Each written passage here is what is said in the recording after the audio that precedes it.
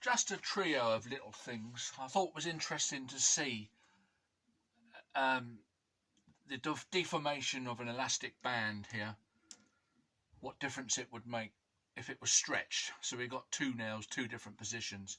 It's only a visual check as a rough idea. Intuitively you would say that it must make a difference because one would be a lot tighter than the other, but I thought, well, I better just prove it anyway. So we've got this slack in this position. It's about a 3/4 pound, about a 3/4 pound weight. Hang on.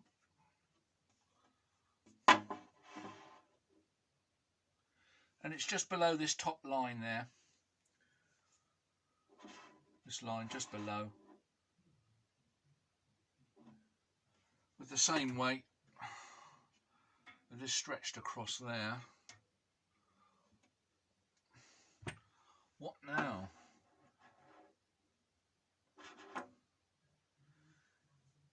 It's definitely not as far. This is intuitively the case, isn't it? Back on there. Much deeper sag. So that sort of is right. We can't measure whether this is conforming to Hooke's law because we're not measuring the stretch of the spring, we're measuring the downward deformation. It's a bit more tricky, but it was just to show whether it would actually sag further. But of course, as long as both, if this elastic band was catching something as a measurement of energy, as long as you use the same configuration, if you were launching one mass at it and a different mass and a different velocity, doesn't matter, as long as you're using the same configuration. Because Hooke's law is irrelevant to it because we're measuring the energy stored in the thing, which has nothing to do with Hooke's law. Hooke's law is just about the linear deformation with a force on an elastic body. That's not a measurement of energy, as we know. That's the first thing. And this is in response to you, Gary, when you say this video I made about lifting, your method, comparing the two methods of compressing a spring. Compressing a spring to measure its energy. Two ways we can do it. We can mechanically depress the spring with a machine or with our arm, or we can lift a weight up and let the weight compress the spring.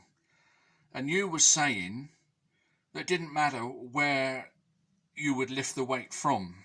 And no, of course it does matter completely, because the weight had to be lifted from the ground, two distances. And I was making that distinction because you were saying it doesn't matter where we lift it from. It absolutely does. Before we can let the weight do its work on the spring, we've got to lift it up.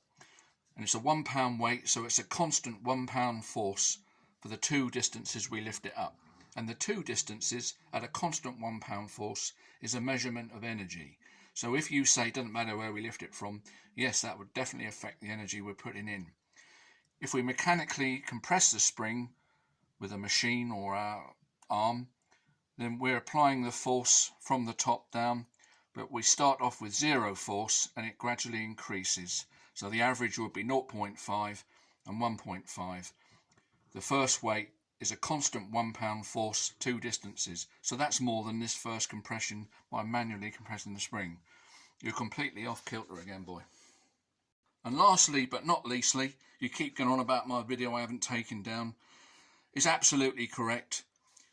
Two different velocities, the same weight. One velocity launching the ball off of a ramp with a little upturn in it, will go one distance. Doubling the velocity, it goes 4 distances. Just with the addition of that little ramp. Absolutely correct. I'm not going to take anything down. Deal with this question, boy. Why does the two velocity mass go 4 times the distance?